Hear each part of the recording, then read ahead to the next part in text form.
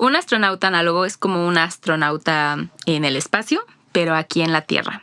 Y los astronautas análogos buscan hacer esas investigaciones que ya sea por presupuesto o simplemente por practicidad no podemos llevarlo al espacio, pero tenemos la fortuna de que en la Tierra hay ciertos lugares en donde existen condiciones que parecen sacadas de otro planeta.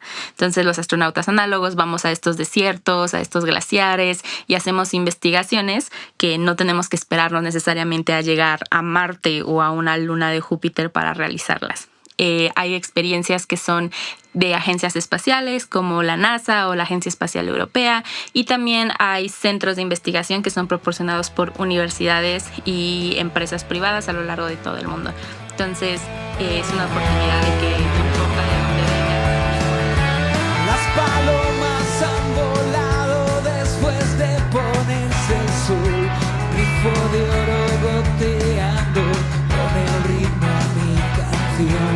El amor pasa de largo y la fortuna. Hola, esto es El Disfraz de Polifemo. Que la mano me leyó, que arecillo aparezco con diamantes en los dedos, un disfraz de Polifemo y un tambor.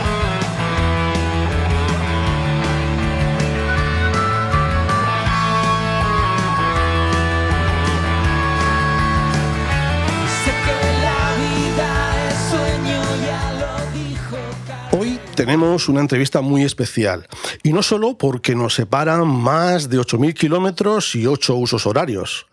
Desde Monterrey, México, nos acompaña Ivana Millán, biotecnóloga, astronauta análoga, divulgadora científica y una de las mexicanas más influyentes según la revista Forbes. A sus 25 años, Ivana encarna el sueño de explorar Marte, pero con los pies bien puestos en la Tierra. Con Ivana vamos a hablar de ciencia, de vocación, de redes sociales, de igualdad y, por supuesto, del espacio. Ivana, ¿qué tal? ¿Cómo estás? Hola, muchas gracias por invitarme, muy bien. Bueno, pues lo primero, y teniendo en cuenta que esta entrevista la englobamos dentro de la serie de entrevistas que me dio por titular Vivir de un sueño, la primera pregunta no puede ser otra que tú, de pequeña, ¿qué querías ser de mayor? Yo quería hacer muchas cosas, como todos los niños, pero creo que había dos carreras que eran como las ideales para mí. Yo quería ser actriz de teatro musical y también quería ser astronauta. Y cuando le contaba esto a la gente, creo que cuando somos niños, creemos que los niños no saben lo que quieren o que tienen como estos sueños que son inalcanzables y son sueños de niños. Quiero ser bombero, quiero ser presidente, quiero ser policía. Y conforme vamos creciendo, se espera de nosotros que vayamos evolucionando en esos sueños y que queramos cosas más aterrizadas o más de adultos y que nos den como dinero y una vida estable, etcétera. Pero yo siempre como que me aferré a esa idea de que es que yo quiero ser actriz y quiero ser astronauta. Y la gente siempre decía, es que no puedes hacer las dos cosas. Y yo no entendía por qué. Y ya conforme fui creciendo, pues evidentemente, pues la realidad te hace dar cuenta de que pues sí es muy complicado hacer las dos cosas.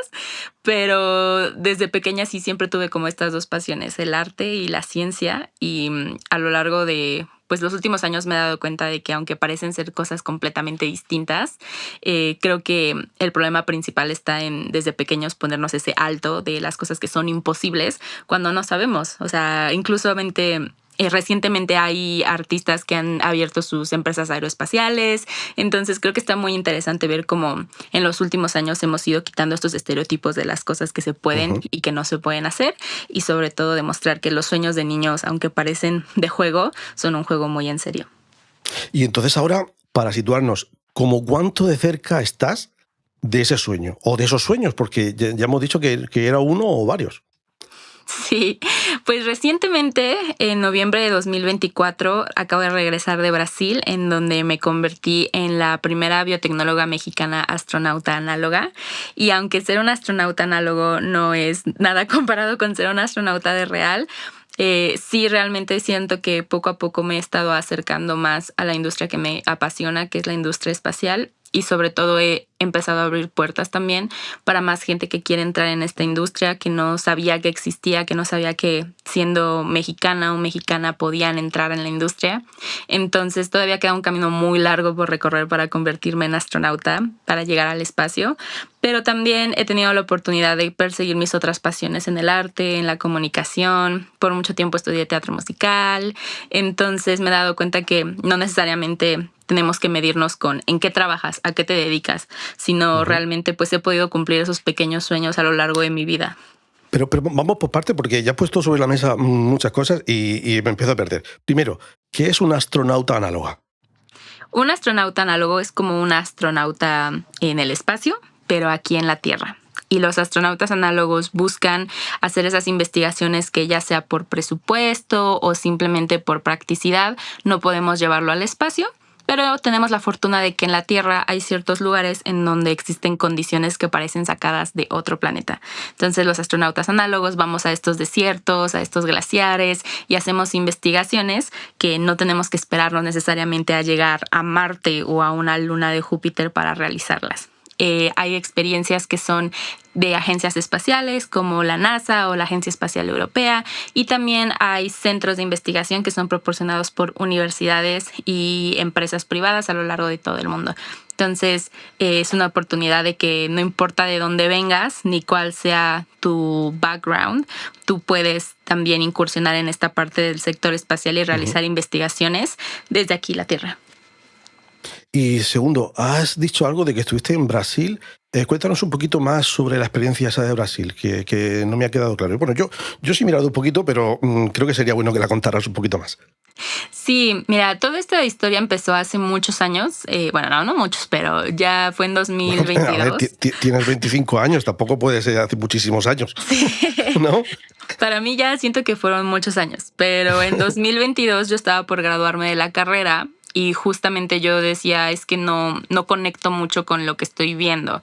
Yo soy ingeniera en biotecnología y algo que me gustaba de la biotecnología es que tiene muchas áreas de estudio. La biotecnología es utilizar a los seres vivos para crear productos o servicios o generar cosas. Y hay biotecnología en los alimentos que consumimos, hay biotecnología en las medicinas, en las vacunas, pero también hay biotecnología en el espacio. Y es algo que al menos en mi país, en México, no tenemos como tan presente. Entonces yo estaba empezando a buscar formas en las que podía conectar mi carrera con el espacio. Y fui seleccionada a un programa en las instalaciones en la NASA llamado International Air and Space Program, en donde tuvimos la oportunidad de generar un prototipo de ingeniería para ser enviado al espacio, además de durante una semana tener como ciertos entrenamientos como de astronauta. Entonces ahí fue donde inició la chispa dentro de mí que dije, ok, esto que todo el tiempo me dijeron que era imposible y que no se podía hacer porque soy de México y porque soy mujer y porque va a estar muy complicado, quizá no es tan difícil como me lo habían contado. Y fue ahí donde empecé a buscar qué otro tipo de experiencias podían darme como más oportunidades de expandirme y de conocer más sobre la industria, y fue ahí donde encontré los programas de astronautas análogos. Y algo muy padre es que, como te mencionaba hace rato, no tienes que ser necesariamente ingeniera o científico para poder ir a estos programas. Literalmente el sector espacial necesita gente de todas partes. Necesita comunicólogos, necesita abogados, necesita psicólogos, artistas, arquitectos. No importa de dónde vengas, hay un lugar en el espacio para ti. Y lo padre de estas misiones es que en mi caso tuve que volar hasta Brasil, a Natal, dado que las condiciones en esta zona árida son similares a lo que podríamos experimentar pues aquí en la Tierra comparado con Marte. Y está muy padre la experiencia porque no solamente vas a un centro de investigación y sigues tu vida normal, sino realmente es una simulación completa de cómo sería estar en Marte durante una semana. Y eso incluye la parte de aislarte, no tener contacto con el exterior, no poder tener acceso a redes sociales, qué comes si estás en Marte, pura comida deshidratada, solo lo que podíamos cultivar en el invernadero, salíamos de noche porque de día en Marte hace mucho calor, etcétera. Como era bueno, como si estuvieras en Murcia ahora mismo. Ahora mismo estamos en Murcia, España, a 36 grados hace un ratito y está ya de noche. O sea, que si quieres hacer otra prueba te puedes venir aquí, que también se parece un poquito, al menos en eso. Me parece una muy buena idea. Siento que esa es una muy buena condición para tener una estación análoga. Entonces, sí, es como una experiencia inmersiva en donde no solamente estás jugando a ser astronauta, sino que realmente estás haciendo investigaciones para avanzar y para tratar de poner tu granito de arena en esta parte del sector espacial. En nuestro caso, en mi equipo éramos otra chica y yo de Brasil que fuimos y estábamos analizando ciertas cosas de agricultura y acuaponía, que es como la hidroponía, que es cuando crecen las plantas en agua, pero le agregamos como los desechos de los pececitos que están en el agua para fortificar los nutrientes de los alimentos que crecen ahí. Entonces fue un proyecto muy padre, muy científico, pero también una experiencia que involucra la parte de psicología, de qué ejercicios tienes que hacer para sobrevivir a esas condiciones, meditación, aromaterapia y muchos otros como protocolos muy padres que incluyen la parte de la exploración espacial. Luego, entonces, podemos decir que tu sueño es viajar a Marte. O Sí. quizá Marte físicamente, viajar físicamente todavía es una cosa muy lejana. No sé si me toque llegar a Marte a mí. La verdad es que siento que hace unos años nos parecía más próximo, dado todos los avances de ciertos sectores espaciales como SpaceX, pero recientemente y dado las cuestiones como sociopolíticas en las que estamos actualmente, creo que mucha gente en el mundo se está cuestionando qué tanto necesitamos ir a Marte cuando hay tantas problemáticas aquí en la Tierra. Y hay una cuestión de presupuestos y realmente como que no es un secreto que la parte de la investigación y sobre todo el sector espacial y de exploración espacial ha sufrido un retraso debido a políticas internacionales. Entonces yo creo que quizás sí alcance a ver a la primera persona en Marte, pero ya no voy a estar en edad para viajar yo. Eso me ha sonado como duro, como la asunción de algo duro, ¿no? Porque siempre te he escuchado muy ilusionada en ese aspecto, como que era algo lejano, algo poco probable, pero posible. Y me ha parecido escuchar cierto desencanto ahora. Sí, la verdad es que creo que algo muy...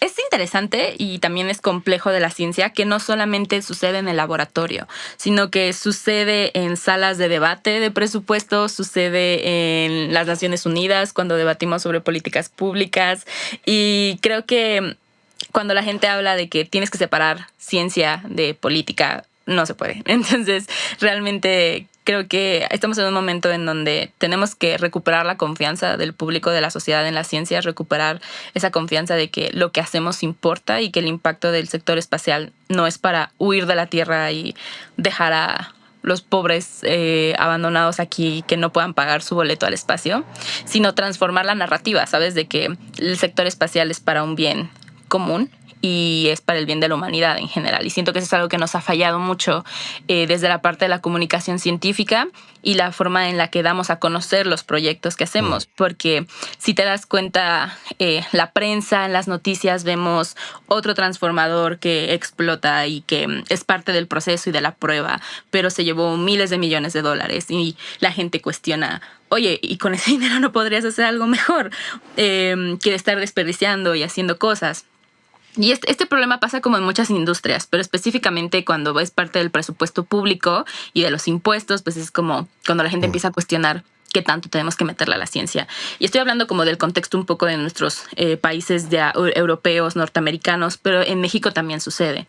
Y no solamente en la parte de investigación y presupuestos para investigación, sino también en los museos que tenemos. ¿Cuántos museos son de índole privado? ¿Cuántos son hechos por universidades? ¿Qué tanto cuidado se le da? Etcétera. Entonces es un problema grande que me he dado cuenta recientemente. Y sí, como dices, siento que yo he tenido siempre esta mentalidad de sí podemos, sí lo vamos a lograr, pero creo que actualmente tenemos también que aterrizarnos y decir, lo vamos a lograr, pero tenemos que hacer algo al respecto.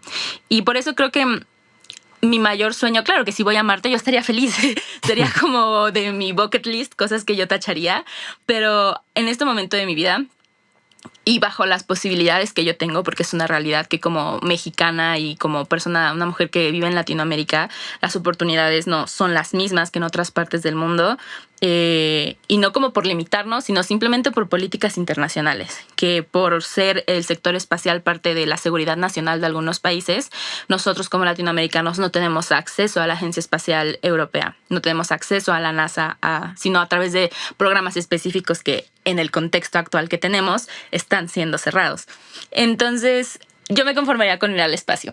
Nada más, si me dan la oportunidad de salir 3 minutos al espacio y ver la Tierra con mis propios ojos, yo con eso estaría más que feliz. Si me invitan a participar o colaborar en una misión que tenga que ver con llevar al humano a la Luna de nuevo, con Artemis, que es un poco lo que estaban queriendo explorar en los próximos años, también encantada, y creo que estoy en un punto en donde estoy queriendo ganar mis pequeñas batallas.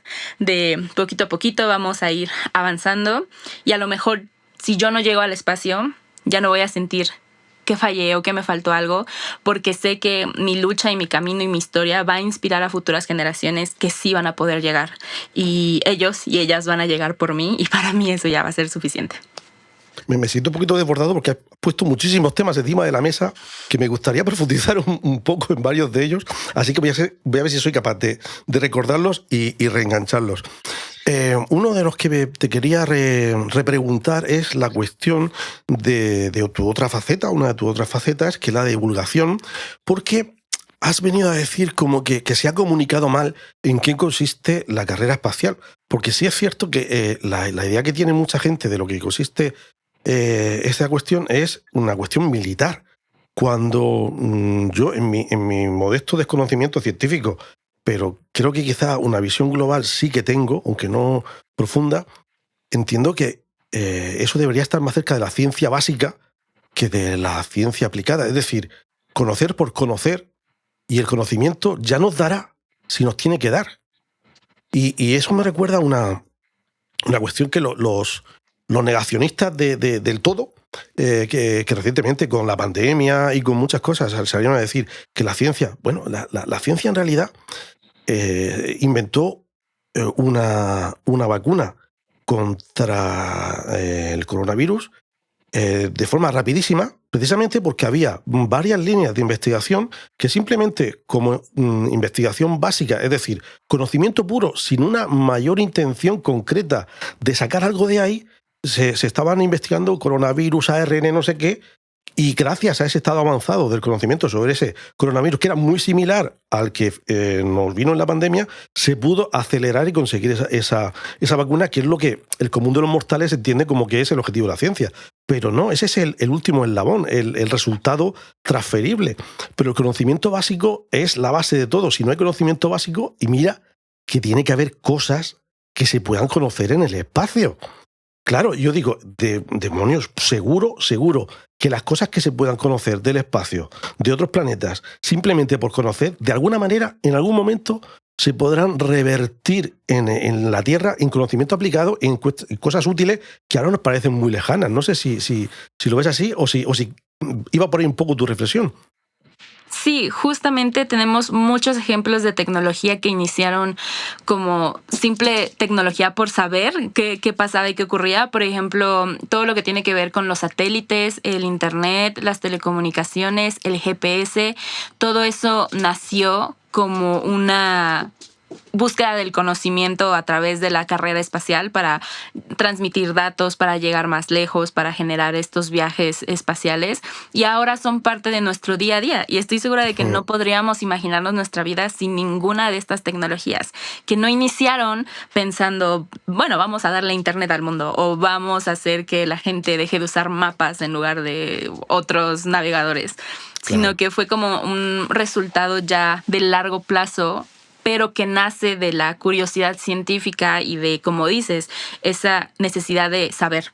Y eso es lo que a mí me encanta de la ciencia, esa cuestión de que es descubrir cosas que antes no se sabían, y que aunque sabemos que nunca lo vamos a entender todo, pues siempre a mí me llena mucho como descubrir y conocer cosas nuevas, y eso es como parte del conocimiento científico que siento que tenemos que rescatar, que no es una cuestión de exploración espacial para el beneficio militar o para una cuestión de seguridad nacional, que no dudo que lo sea, pero sí tratar de mover esta narrativa que es conocer, por el bien de la humanidad, por el bien de todos y sobre todo recientemente por el bien de nuestro planeta, porque hay muchas tecnologías que utilizamos en el espacio que pueden ser utilizados también como para ayudar a la reforestación, a limpiar desastres naturales o también desastres de petróleo en el mar, ayudar a la contaminación, muchas cosas. Pero eso es algo que la gente como que no lo tiene tan presente. Y en la parte que a ti te toca decir, hasta donde tú eres capaz, en tu labor de divulgación, ¿cómo cuánto haces en esa línea? Porque te sigo, no soy digamos un seguidor diario, pero sí te veo de vez en cuando, bicheo por ahí por el Insta, y veo que sí sueles poner pequeños vídeos con pinceladas de ciencia relacionada con el espacio, ¿no? Es decir, ¿lo haces de una forma consciente, con un plan, o simplemente va surgiendo, se te ocurre y lo publicas? La verdad es que depende mucho. Soy una persona que actualmente... ¿Impulsiva, tal vez? Sí, un poco sí.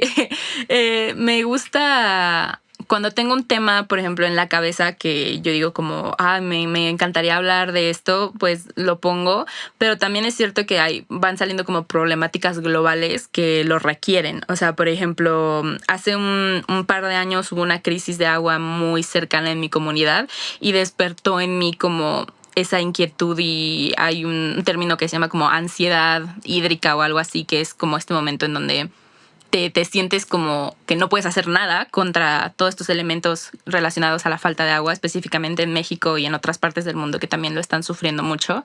Y me dio como esa necesidad de decirlo sin guión, sin preparación. Y es uno de los videos que también ha llegado a mucha gente y mucha gente empezó a seguirme a partir de esos videos, porque era como muy crudo y muy Ivana solamente hablando a la cámara y diciendo lo que mucha gente pensaba, pero pues no había tenido la posibilidad o el privilegio de tener este alcance que yo tengo para contarlo. Y tampoco creo que un video sea como la solución y que vaya a cambiar el mundo, porque de hecho había mucha gente que decía como, en lugar de estar haciendo videos, no sé, crea la solución para combatir el agua o la falta de agua. Pero creo que es como la base para empezar a hacer conciencia y que más gente sepa o que esta problemática existe y que a lo mejor pueda encontrar una solución, o que se pueda armar como ciertos movimientos en nuestras localidades para insistir a las autoridades que hagan políticas públicas para el cuidado del agua, no lo sé. Pero sí, realmente siento que la creación de contenido en general, seguramente tú lo sabes, es complicada porque es un segundo trabajo. Yo tengo mi trabajo en una universidad acá en México y mi 9 a 5 normal, y cuando regreso a mi casa es otras 4 horas de o edición, o grabar, o escribir el guión, y ver sobre todo la parte de ciencia. No es como los influencers normales que se graban, bailan un TikTok y listo, lo suben, sino que como yo trato de incluir contenido científico, tengo que verificar las fuentes, que todo sea confiable, que sea entendible para la mayoría de la gente. Entonces creo que el hecho de la divulgación científica es como todavía un escalón más arriba en la parte de creación de contenido, porque no solamente tienes que crear contenido que sea atractivo y que lleve un mensaje, sino que también tiene que ser verídico, porque actualmente en las redes sociales hay mucha desinformación. Y sobre todo, o sea, creo que ahí es en donde tenemos esa responsabilidad de darnos cuenta de que somos el ojo de todas estas cosas, y creo que sí es importante como asegurarnos de que lo que digamos sea cierto y pues probarnos también, porque hay mucha gente que ya no cree, aunque tú estés diciendo la verdad, pues no, o sea, ya ni siquiera cree que tú estás teniendo esa información confiable. Entonces por eso siempre trato de que la gente sepa que soy una persona estudiada, que no gano nada vendiendo mentiras, que todo lo que digo es como muy sincero. Pero sí, es complicada la parte de la creación de contenido científico, sin duda, pero pues ahí más o menos vamos avanzando. ¿Te ha ocurrido que por el hecho de divulgar en TikTok contenidos serios, pero dándole una capa de cercanía, los científicos mal denominados, serios, rigurosos de toda la vida, creo que te imaginas el perfil del que estoy hablando, te han reprochado o te han criticado, te han hablado mal por decir, como con desprecio? Es decir, nosotros tenemos un gesto que es así como con la mano como de desprecio, de esta niñata, ¿dónde va? ¿No? ¿Te ha pasado algo así alguna vez? Sí, sobre todo con las generaciones que son un poquito más grandes. Por ejemplo, si estamos hablando de el cuidado del agua o de algún proceso químico que es más complejo de lo que yo puse, el hecho de que no diga todas las partes de este proceso puede ser considerado por algunos desinformación, porque no estoy dando la información completa. O también te cuestionan como, no lo explicaste bien, o eso no es como sucede. Pero obviamente lo que yo hago es abstraer temas complejos para que la gente lo entienda lo más fácil posible. Entonces, para algunas personas que son más estudiadas y que tienen ese privilegio de la educación, es como, no, esta niña no sabe lo que está diciendo, o está diciendo mentiras, o está esparciendo desinformación. Y también me pasa mucho con la parte de los hombres en la ciencia e ingeniería, que es cierto que pues las mujeres tenemos como más tendencia a que nos cuestionen de, sí, ¿en serio? ¿De dónde lo sacaste? ¿O por qué dices eso? Cuando pues en los perfiles de los chicos que también hacen divulgación científica no sucede tanto. Y esta es como otra cosa completamente distinta de perspectiva de género, etcétera, pero también ha sido algo constante en los videos que realizo y siento que es una cosa generacional también, que estamos acostumbrados a que la comunicación científica antigua era en revistas o en páginas web y actualmente pues la generación actual no revisa tanto páginas web. Toda su información está en Instagram y en TikTok. O en otras redes sociales también, Discord, etcétera. Entonces siento que mientras más nos modernicemos en ese aspecto y más podamos llegarles en esas redes, mejor vamos a ganar. Vamos a ganar más talento, vamos a ganar más jóvenes que se interesen en la ciencia. Y no se trata de ir como contracorriente, de decirles, no, todo lo que ves en estas redes sociales es falso, sino vamos a llenar estas redes sociales de contenido verídico y enseñarles a identificar cuál es verdadero y cuál es falso. Es un poco también lo que está pasando con la inteligencia artificial, que es como hay una represión y una forma de negativa hacia estas inteligencias artificiales por muchos factores, pero es como cuando se creó la computadora. La gente estaba haciendo mecanografía y hubo mucha gente que decía como no va a ser lo mismo, no va a estar igual, pero son cosas y procesos tecnológicos que no podemos frenar y más bien nos toca adaptarnos a ellos. Entonces siento que eso pasa muy parecido con las redes sociales. Sí, porque la radio iba a acabar con la prensa escrita, la televisión iba a acabar con la radio, Internet iba a acabar con la televisión y la inteligencia artificial va a acabar con todos. Y al final, bueno, pues aquí seguimos, ¿no? Has planteado muchos temas ahí que me gustaría retomar. Y hay uno que, tal cual has empezado a hablar, el tono me ha recordado justo lo que has dicho después. El hecho de ser mujer, a veces, cuando cuentas algo, ya implica que o es todo perfecto o cualquier imperfección, siquiera sea intencionada para simplificar, ya dices, claro, mujer tenías que ser, ¿no? Ese tonito y se te notaba cuando ibas diciendo que tenías en mente ese tipo de personaje, ¿no? ¿Crees que a estas alturas, en 2025, una persona de 25 años, que en mi opinión debería tener ya solucionada esta cuestión, tienes que gastar muchísima energía en luchar con estos fantasmas que deberían ser ya del pasado? Es decir, otra vez otro con que si soy chica o soy chico... eso pesa, es decir, y pesa en el sentido de una mochila que va restando energía que debería emplearse en otras cuestiones más productivas. Sí, definitivamente creo que no me gusta como admitirlo porque de alguna forma como que le estás dando poder a gente a la que no deberías de darle como ese poder de afectarte a ti, pero sobre todo en la industria de ciencia y tecnología siento que todavía está muy marcado esta diferencia y estos estereotipos entre hombres y mujeres, sobre todo en México, y nos gusta pensar que en pleno 2025 estamos muy avanzados y que ya todos tenemos como un pensamiento más moderno, pero la realidad es que esta solamente es un símbolo de privilegio porque todavía hay muchas comunidades, al menos en mi país, en donde esto no sucede.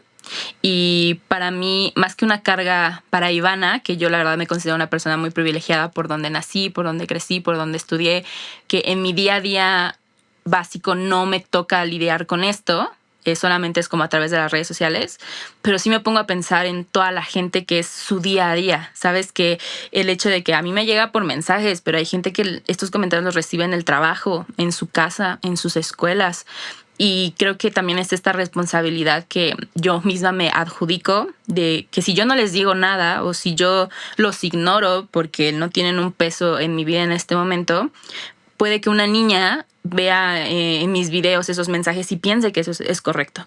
Entonces creo que para mí es más como esa responsabilidad de, además de la parte científica, también cargar como con esta bandera de que no voy a dejar que ninguna niña, pequeña, mediana, grande, adulta, que ninguna mujer vea que yo me dejo, ¿no? Que yo paso estos comentarios como que me valen, sino que realmente son importantes, porque estas personas que escriben esas cosas aquí, si lo hacen en redes sociales, quitados de la pena, no me imagino lo que harán con sus hijas, con sus estudiantes, con sus profesoras. Entonces creo que es una carga constante que llevamos casi todas las mujeres en ingeniería, porque somos conscientes de pues todavía los retos que presentamos en pleno 2025. Y como dices, qué triste que ya con una carrera avanzada, con un renombre ganado, aún así tengas que estarte preocupando como por gente anónima en internet que pone cosas. Pero te digo, es más como no tanto por mí, sino por el miedo de que alguien más lo vea y piense que eso es correcto. Luego, de cierto modo, sí, me parece ver que sientes como una responsabilidad por el hecho de tener una comunidad de gente que te sigue y decir, no puedo no hablar de esto, no puedo ignorar esto, y aunque me consuma un poquito más de energía de la que me gustaría, tengo que hacerlo. Es algo así, ¿no? Sí, correcto. Pues hace poco te vi comentar algo que de verdad que vuelvo a repetir lo de antes, 2025. Hay cosas que son muy anacrónicas. Contabas algo así como que en una entrega de premios o algo por el estilo, que cuando al chico primero que apareció para darle el premio, pues le dieron el premio y le hicieron una pregunta más o menos relacionada con una cuestión científica, ¿no? Y cuando te tocó a ti, que si qué guapa que eres, que si tienes novio, que si que solo le faltó decir, ¿tú barres por la mañana o barres por la tarde? No sé, y de verdad que te lo escuchaba decir y digo, ¿en serio? ¿En 2025 pasan estas cosas? Pero fíjate cómo, lo decías tú, al chico no le preguntaban si tenía novio. Y fíjate que he dicho novio. En fin, bueno, yo que de verdad que me irrita mucho el ver que haya que gastar energía todavía en eso. No quiero abandonar la idea de los viajes espaciales y de Marte, que Marte es un tema que sé que te interesa mucho. A mí también, aunque desde desconocimiento, evidentemente. Y cuéntame si es cierto una cosa que leí hace poco, que yo de estas cosas entiendo lo justito, y a ver si tú me lo puedes explicar. Leí que se había descubierto recientemente una forma de acortar el tiempo de viaje a Marte. ¿Qué hay de cierto en eso? ¿Es realista o es simplemente una elucubración de alguien? Tengo entendido que actualmente hay como ciertas tecnologías que quieren desarrollar para poder acortar este tiempo a Marte. Actualmente la misión tardaría alrededor de 6 a 9 meses y es utilizando como las propulsiones y los motores que tenemos hoy en día. Sin embargo, se están tratando de realizar algunos otros tipos de fusiones nucleares en estos componentes para poder acelerar este tipo de viajes. La meta máxima de un ingeniero aeroespacial seguramente te dirá que es alcanzar lo más cercano a la velocidad de la luz, porque eso nos va a permitir generar distancias. Y así como en las películas que ponen ¿Eso es realista? La verdad es que es muy poco realista. No solamente por la tecnología que se necesitaría, sino para que nuestros cuerpos y para que nosotros aguantemos ese tipo de viajes y velocidades y fuerzas, está muy complicado. Pero sí se pueden acortar los viajes a través de otros tipos de propulsiones.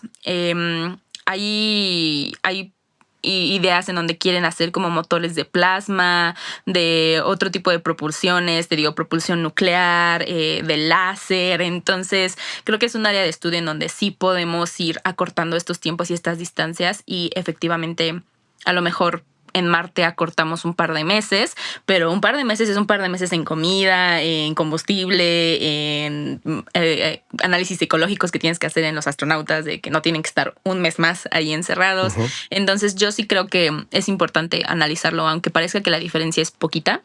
Realmente pues sí nos ahorra dinero, nos ahorra tiempo y pues también...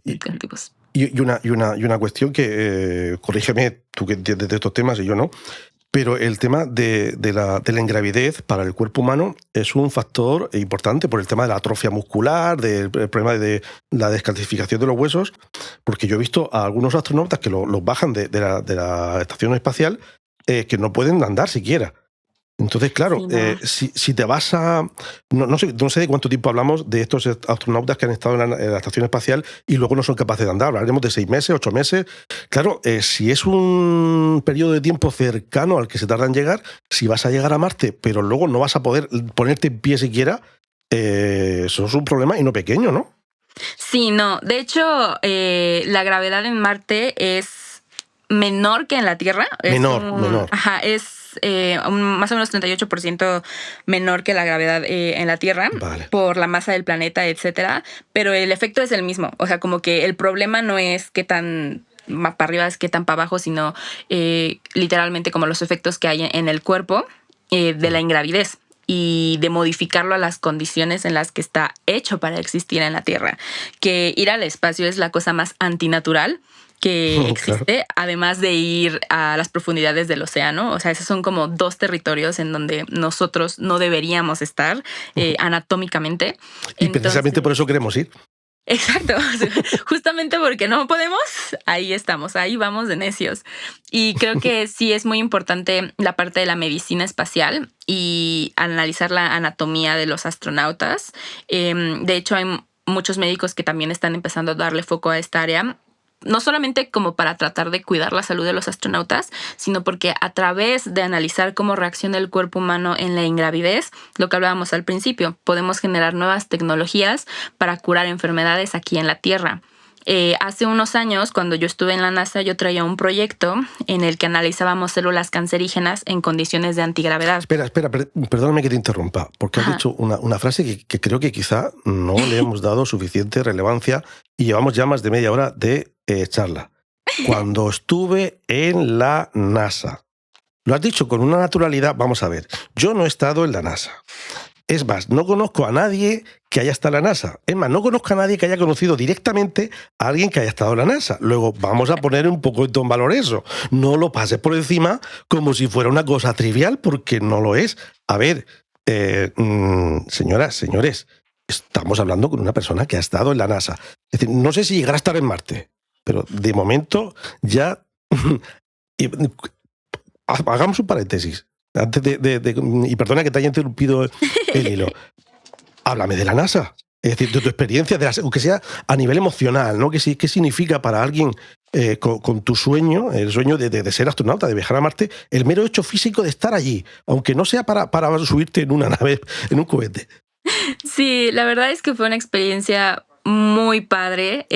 Siento que lo digo con tanta naturalidad porque lo he hablado tanto que al menos para mí es como, sí, estuve en la NASA. Y como que no me acostumbro a que la gente todavía es como, espera. Claro, por eso te he interrumpido, porque digo, espera. Sí, pero creo que fue cuando estaba a punto de graduarme de la universidad, en este programa que les comenté, en donde estábamos haciendo un concurso para generar prototipos para llevar al espacio. Y creo que yo gané esta oportunidad de ir a este programa gracias a este proyecto que les comentaba sobre investigación de células en condiciones de antigravedad. Pero incluso en ese momento yo no pensé que fuera posible como ganarme este espacio. Yo decía como, por estos estereotipos que me habían dicho, que era súper complicado, y por mi carrera misma, que como les decía que la biotecnología espacial apenas está empezando. O sea, incluso mucha gente que estudia biotecnología no sabe que existe la biotecnología espacial. Yo creía que no iba a poder entrar y que no me iban a ocupar. Pero justamente en el proceso de ya estar allá y conocer a personas que habían trabajado en satélites, en los cohetes, me inspiraron mucho en el sentido de que me decían que ellos tampoco cuando entraron pensaron que iban a servir de algo, de que yo solo soy un mecánico, yo solo soy un electricista. O sea, ¿para qué la NASA va a necesitarme a mí para generar estos viajes a otros planetas? Y justamente de ellos y de ellas encontré la inspiración para seguir persiguiendo este camino. Porque creo que el hecho de que alguien no haya hecho algo antes no significa sea imposible o que no sea importante. Y para mí ese fue como un parteaguas en donde, bueno, entonces tengo que ser yo la persona que empiece a abrir estos caminos. Y sobre todo una anécdota muy inspiradora de una chica que en este momento en el que yo estaba en las instalaciones de la NASA, ella estaba en la Antártica haciendo una especie de misión análoga y investigando microorganismos allá en esas temperaturas. Y ella era mexicana. Y uno de los señores que trabajó en la construcción de uno de los transbordadores que se utilizaron para llevar a los humanos a la Luna, nos decía que ellas, aunque no está aquí, siempre dice o les pide que cuando hay mexicanos en la NASA, que les recuerden que ella está allá, porque ella quiere que más gente como que se inspire y que se dé cuenta de que este sueño es posible. Entonces siento que es como una cadena de favores, de que esta mujer está en la Antártica haciendo su investigación, me inspiró a mí y afortunadamente yo he tenido ese privilegio de inspirar a otros a no solamente estudiar biotecnología, sino a tratar de ver con otros ojos el espacio y sobre todo darle una oportunidad a la ciencia. Entonces sí, fue una experiencia muy padre. Y todo esto viene de una interrupción que te he hecho y yo ya no recuerdo qué es lo que estabas contando. ¿Tú te acuerdas tú? Sí, estábamos hablando de medicina espacial, claro. que les estaba contando de que en el espacio las células de nuestros cuerpos reaccionan de una forma distinta y justamente este tipo de reacciones son las que se están analizando para tener mejores tratamientos contra el cáncer en la Tierra. Entonces, sí, respondiendo a tu pregunta inicial, es súper importante la parte de la condición del cuerpo humano en el espacio para acoplarse a la gravedad que es distinta en Marte y con respecto a la de la Tierra, pero este mismo proceso ocurre cuando vamos a la Luna, cuando estamos en la estación espacial y a donde sea que vayamos que no sea la Tierra. Sí, es súper importante tener médicos, incluso como fisioterapeutas, que estén enfocados en la parte del espacio. Cuando yo estuve en mi misión análoga en Brasil, nosotros teníamos un entrenador especializado que ha tomado como cursos y se ha especializado en pues estos entrenamientos para astronautas, pero físicos, y nos daba una rutina que es la que le da a ellos cuando tienen que prepararse o esos calentamientos que tienen que hacer cuando están en ingravidez para que no tengan como tantos daños en su cuerpo debido a la falta de gravedad, pero aún así, si han visto las fotos de la gente que sale y que regresa de la Tierra 6, 8 meses después, sí tienen muchas complicaciones, la verdad. Hay una cuestión que quizás te la tendría que haber hecho al inicio, pero bueno, pues si no era pertinente al inicio, pues lo mismo tampoco lo es ahora, que es un poco explicar qué es la biotecnología, porque yo creo entender por la combinación de los dos términos, biología y tecnología, que bueno, que es algo que tiene que ver con biología y tecnología, pero todo esto que estamos hablando ahora de todo ese tipo de experimentos y tal, ¿son puramente biotecnología o están un poquito más fuera de ese ámbito? Sí, la biotecnología, mucha gente piensa que son como cyborgs, en donde es como biológico más tecnología. Terminator, ¿no? Exacto. Entonces es muy chistoso, pero realmente yo siento que somos como... Hay una chica en internet que se llama Polilinker que dice que somos como panaderos con ingeniería, porque realmente lo que hacemos es utilizar microorganismos para generar cosas. Entonces puede ser como las levaduras para generar alcohol o también para generar otros microorganismos con yogurt y otras bebidas que tienen como flora para mejorar la flora intestinal. Todo eso que ustedes vean que tiene como microorganismos, hay muchas marcas y muchos productos que lo tienen. Eso también es biotecnología. Pero también otra cosa muy interesante es que también la vemos en materiales. Por ejemplo, hay una parte de la ciencia que se llama biomimética, en donde lo que hacemos es inspirarnos en la naturaleza para generar cosas, que es muy parecido a la biotecnología. Entonces hay veces que es como, bueno, vamos a inspirarnos en la piel del tiburón para generar trajes para que haya como una mejor movilidad y que los atletas olímpicos puedan romper más récords, o vamos a inspirarnos en las plantas para generar sistemas de fibra óptica para que fluyan los electrones y cosas así que tú dices, wow, o sea, como que no sabemos que están basadas en la naturaleza. Y un poco de ahí nace como también mi pasión por la biotecnología, porque cuando yo descubrí de que no tenías que encontrar el hilo rojo para poder cambiar el mundo, sino que ya las cosas perfectas existen en la naturaleza, y es ahí de donde nosotros los biotecnólogos nos agarramos para generar cosas nuevas. Desde la modificación genética de plantas para poder tener más nutrientes, más proteínas, más alimentos, hasta utilizar bacterias para limpiar aguas residuales o para generar oxígeno en naves espaciales. La biotecnología está en todos lados y todas las carreras tienen un poquito de biotecnología, todas las carreras científicas. Pero eso es amplísimo, ¿no? Es imposible cubrir todas las áreas. ¿Tú en qué te estás especializando?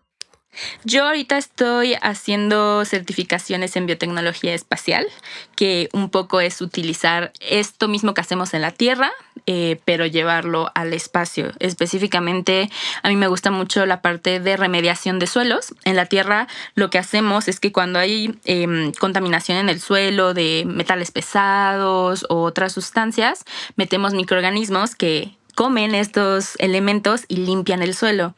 Entonces, un poco la idea es hacer lo mismo, pero en Marte, que nosotros podemos generar una tierra que es más fértil para que crezcan las plantas naturalmente y no tengamos que llevar tierra de nuestro planeta para tener invernaderos allá. Un poco esa es como la idea o la base principal, pero también existe la parte de la modificación genética para que no tengamos que cargar toneladas de comida, sino que podamos generar modificaciones en los alimentos y que con comer tantito ya tengas los nutrimentos necesarios para llevar como con tu día a día ya en otros planetas. Entonces, un poco esa es la idea de la biotecnología espacial, aplicar esas tecnologías que ya utiliza la biotecnología aquí en la Tierra, pero llevarlas para cumplir las necesidades de la gente en el espacio. Efectivamente, son esas cuestiones que como no las cuentes tú, decimos, pensamos eso, de verdad, en Terminator. Pero es algo mucho más prosaico, y por un lado, y por otro, maravilloso, porque es como ser capaz de encontrar la fórmula que apuntado en un papelito, bueno, un papelito no, sería en unas pipetas o en una... Y con eso, a partir de ahí, crear, ¿no? De tener la esencia de la vida, ¿no? Al final también tiene una parte filosófica profunda esto, ¿no? Aunque que parecía tan prosaico, ¿no? En 3 minutos hemos pasado de algo súper prosaico a algo y dices, oye, a ver, la esencia de la vida, ¿no? Sí, y ético también, porque la biotecnología tiene esta parte de la clonación.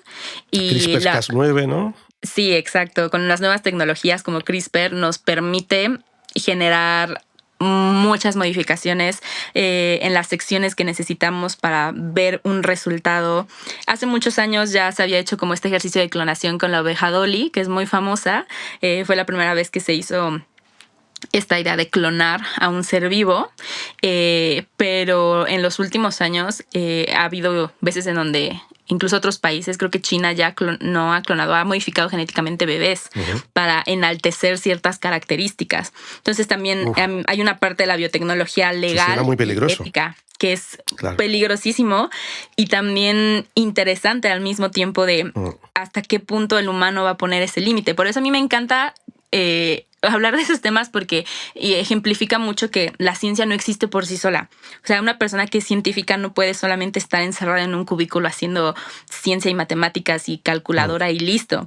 Los científicos y las personas que estamos en la ciencia tenemos que ser conscientes de todas estas implicaciones éticas, sociales, políticas, filosóficas, y la ciencia no solamente es una persona en su bata, sino que pues, es gente humana que es completa, es compleja y que tenemos que entender todas estas implicaciones, porque si no es muy peligroso tener a alguien que esté tomando decisiones que no las entienda por completo.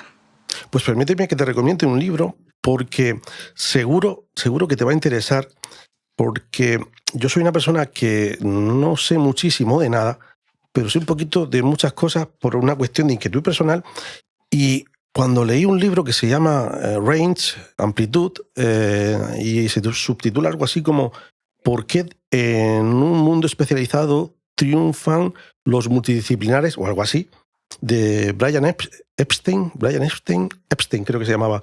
Bueno, ahora en postproducción lo pondré aquí la carátula, que venía a decir eso, que al final cuando te hiperespecializas llega un momento en el que encuentras un tope y para saltar de ahí al siguiente nivel necesitas conocimientos de otras áreas que en un principio no parecían estar conectados, y hasta que no haces el esfuerzo de conectarlos no te das cuenta de que eso te permite ir al siguiente nivel. Y te veo un poquito reflejada a ti en eso. Sí, hay una TED Talk que habla sobre la multipotencialidad de las personas, y ese fue un concepto que encontré también ya tarde en mi carrera, porque yo siempre, te lo juro, que me sentí que no pertenecía a ningún lado desde chiquita, de que esta niña quiere ser científica pero quiere ser actriz y no se puede, y era una persona que estaba llena de contradicciones y no encontraba que encajara en ningún lado, y eso para mí mientras fui creciendo fue muy difícil porque yo sentía que estaba mal, que algo había mal en mí. Y cuando entendí que esta parte de ser multipotencial, de que puedes ser bueno en muchas cosas, que te pueden interesar muchas cosas, y que la sociedad sin querer o a propósito nos intenta encasillar en ciertas partes para ser más, pues, que nos puedan utilizar ¿Productivos? mejor. Ajá, sí, para poder ser más productivos y aprovecharse un poquito de nosotros. Ahí fue cuando me di cuenta de la importancia de que yo pueda contar mi historia y de ser como esta figura pública que la gente vea de que está bien, o sea, está bien ser diferente, está bien hacer muchas cosas, y si tú quieres ser un científico que se dedica solo a la investigación, está perfecto, y que ahí esté tu elemento. O si solamente quieres ser abogado o médico, está increíble. Pero si eres alguien que quiere explorar muchas otras áreas, también es súper válido, y necesitamos también gente así en todas las industrias. Entonces, muy buena recomendación. Pues permíteme que cambiemos un poquito de tema, porque una de las cuestiones que me llamó la atención de ti es que con 25 años apareces en la lista Forbes como una de las mexicanas más influyentes. Yo entiendo que cuando te enteraras de eso tuvo que ser algo de decir, ¡buah! ¿No? Es decir, ¿recuerdas la primera palabra o expresión? Porque es posible que ni siquiera fuera una palabra que salió de tu boca. Es una anécdota muy divertida. ¿O no se puede decir? No, sí. Yo estaba viendo Netflix, estaba en mi sala viendo Netflix, y me empezaron a llegar muchos mensajes de gente que hace mucho tiempo yo no hablaba de la escuela. Y se me hacía muy raro, pero pues lo ignoré porque estaba muy buena la serie. Era el final de temporada de Stranger Things. La última temporada que salió. Y ya después de un rato como que me preocupé, pensé que algo había pasado, dije como de ay, no van a inventes. ser mucho WhatsApp para un saludo simplemente. Sí, dije como ay, qué raro. Y ya cuando entré, una amiga me mandó una foto de que saliste en Forbes, y yo, o sea, ¿cómo? Porque en ese tiempo fue cuando había regresado de la NASA, entonces estaba acostumbrada a que la gente me dijera, ay, saliste en el periódico, saliste en esta revista, pero eran revistas como no tan importantes, eran como cachitos, artículos. Entonces se me hizo muy extraño que me dijeran que salía en Forbes, y yo dije, bueno, a lo mejor hicieron un artículo, a lo mejor salió en una sección, y cuando me mandaron el link, yo fue así que, no puede ser, o sea, es que esto, es que debe ser un error, o sea, a mí no me dijeron, a mí no me avisaron, no me dijeron, pásame una foto, no, nada. Fui a la sección en donde me dijeron que estaba mi nombre, y ahí vi una foto que se robaron de mi Instagram, y también la descripción y mi nombre y todo lo que había hecho y mi trayectoria, y como que al principio no me la creí. Yo siento que mi síndrome de la impostora dijo como, pues seguro se confundieron o pensaron que era más importante. Será otra que se llama como yo. Sí, o sea, dije, no, seguramente algo pasó. Y no le di tanta importancia, se lo mandé a mi mamá así como de un fun fact de, mira, salí aquí. Y mi mamá se puso súper feliz, se emocionó mucho. Me dijo, ¿cómo no? Sí. O sea, esto es una cosa que no pasa todos los días, ni siquiera todos los años, y en la mayor parte de los casos ni siquiera en toda la vida. O sea, es como para que se emocione, ¿sí? Sí, la verdad es que siento que fue hasta que vi la reacción de mi mamá de que estaba muy orgullosa, de que ella siempre o sea, de que su sueño siempre había sido salir en esa revista y que yo lo haya cumplido, como que para ella fue como súper importante. Fue cuando me empezó a caer el 20 de, ok, esto es importante. El vértigo, importante, ¿no? Sí, y incluso creo que lo primero que pensé en ese momento ni siquiera fue como la parte del ego de, ay, qué padre, y me lo merezco o no me lo merezco, sino fue la responsabilidad de, ok, ahora más que nunca tengo la responsabilidad moral de representar a las niñas que sueñan como yo con llegar al espacio y con cumplir sus sueños en ingeniería, porque están ahí. O sea, está mi foto, está mi nombre, está mi experiencia, pero yo cargo el sueño de todas ellas y yo represento la lucha de todas ellas por abrirse caminos en una industria llena de hombres y de estereotipos.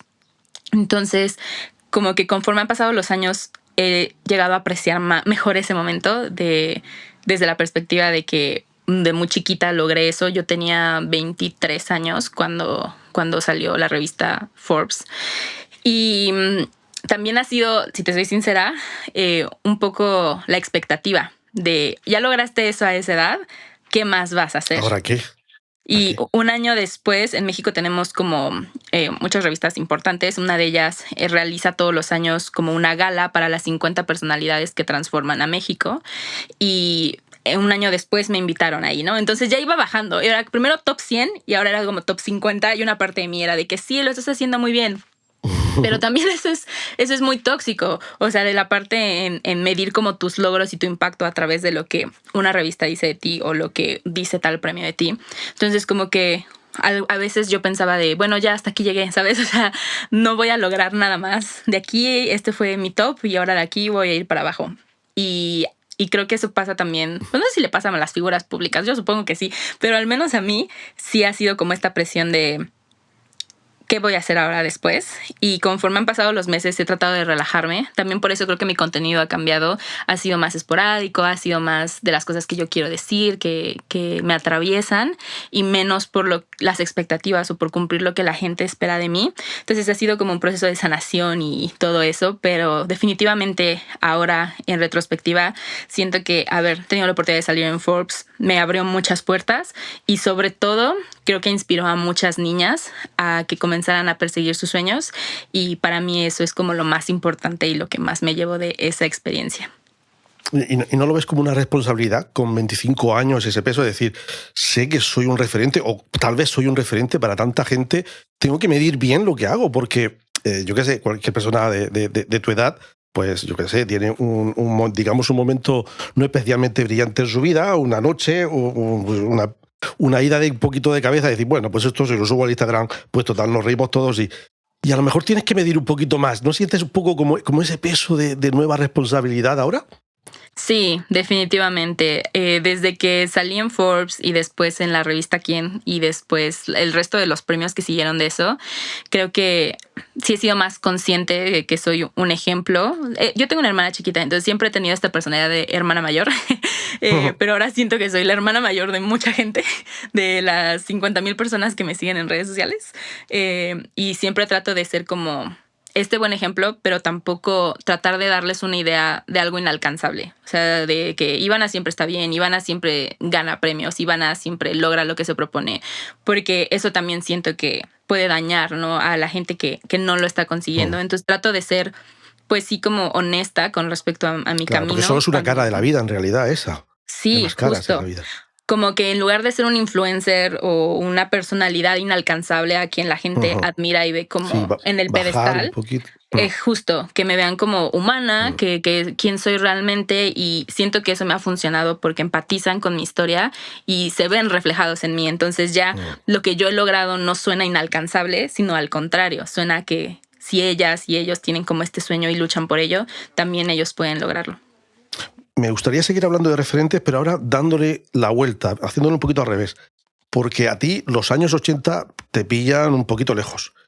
Pero se puede decir, o sea, ¿es posible que alguien de tu generación sienta hoy la misma inspiración que provocaba Carl Sagan a los boomers como yo?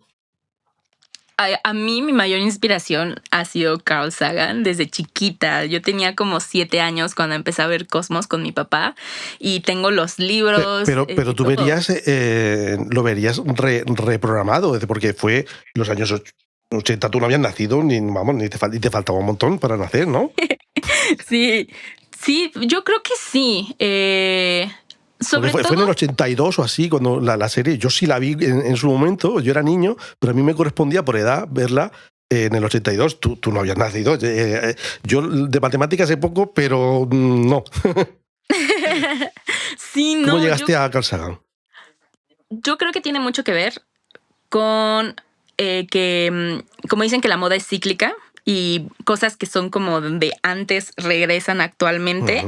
En mi caso, yo conocí a Carl Sagan por mi papá. Mi papá tenía todos sus discos y mi papá es ingeniero también, entonces como que él también había tenido este acceso a a esa información. Pero recientemente ha habido como una nueva versión de Cosmos, me parece, ¿no? Que Sí, en los años 90, no sé si fue en el 90 o 2000. 2000 Con con otro Neil. presentador, con otra actualizado, sí. Justo, entonces creo que eso también acercó a una nueva generación a la ciencia, al mismo programa Cosmos, al mismo concepto, pero ahora bajo otro rostro. Y un poco eso es lo que a mí me motivó a hacer comunicación científica, porque cuando la gente me pregunta como, ¿tú qué quieres ser de grande? Es como, yo quiero ser la Carl Sagan mexicana, porque creo que... Bueno, los sueños, si no son grandes, ¿para qué? ¿No? Sí, yo sé. Y siento que es como complicado también para alguien que no conoce a Carl Sagan, como explicarle lo que representa a Carl Sagan, que no solamente era un influencer de los 80s. Sí, es el influencer. Es el influencer de los 80s, es el científico, porque también colaboró con muchísimas misiones de la NASA y en otras agencias. Es el escritor porque hizo muchos libros, es productor de películas como Contacto, y creo que eso es lo que me encanta de este tipo de personalidad, porque yo amo el cine, me hubiera encantado ser actriz, o no, una nunca sabe, una de esas. Pero justo como combinar, es de esas personas que combinó sus pasiones y todos los factores y tenía esta multidisciplina que logró impulsar e inspirar a toda una generación a dedicarse a la ciencia. Y eso es algo que nos hace falta mucho en Latinoamérica, que tenemos referentes acá de divulgadoras como Julieta Fierro, que también es una eminencia en su área, doctora y parte de escritora y muchísimas cosas. Pero creo que, como dices, a veces es difícil alcanzarlos por la brecha generacional.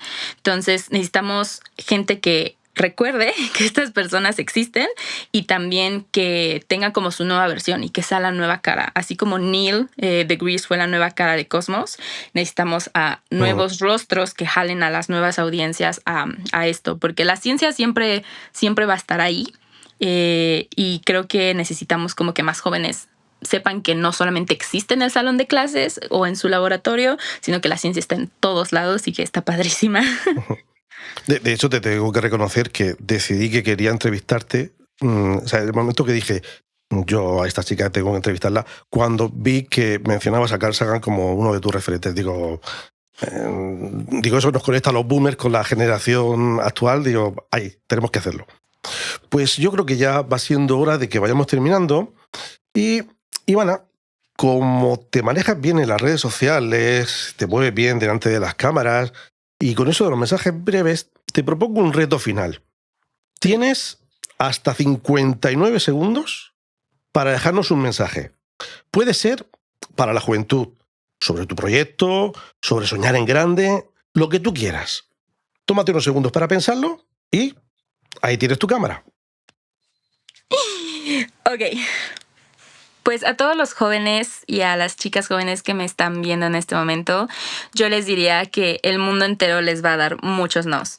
Toda su vida se van a presentar a puertas cerradas y a gente que les van a decir que sus sueños son imposibles. Pero yo les invito a crear esos sís, a que si la oportunidad no existe, que la hagan ustedes, porque estamos en un mundo en donde actualmente nosotros tenemos el poder de generar nuestro propio destino, y entiendo que a veces como que las circunstancias y el lugar de donde venimos pueden ser complicados, pero por favor nunca dejen que eso les defina. No importa de dónde vengan ni cuál haya sido su pasado, en ustedes está el poder de hacer ese cambio que quieren ver en el mundo y de cumplir esos sueños que todo el mundo les dijo que son imposibles.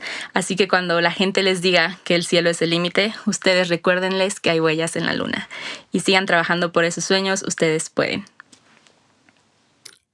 Has hecho 53 segundos. ¿Lo has hecho a propósito o eras consciente del tiempo que llevabas o te ha salido solo? No, es que yo ya en la improvisación soy acá. Pues no, muy bien, lo has calculado muy bien. Bueno, pues nosotros lo dejamos aquí. Ivana, muchas gracias por compartir este viaje con nosotros. No, muchas gracias por invitarme y ojalá en el futuro pueda traer nuevas actualizaciones y ya me vean ahí en sus pantallas en el espacio. Bien. Aquí seguiremos, con los pies en la tierra, pero mirando al cielo. Y a ver si un día vemos una nave y podemos decir, ahí va Ivana, la chica que soñaba con Marte. Y como decía Carl Sagan, en algún lugar, algo increíble está esperando ser descubierto. ¿Quién sabe si ese descubrimiento te estará esperando a ti, Ivana, en Marte o más cerca? Lo dejamos aquí. Buenos días, buenas tardes y buenas noches.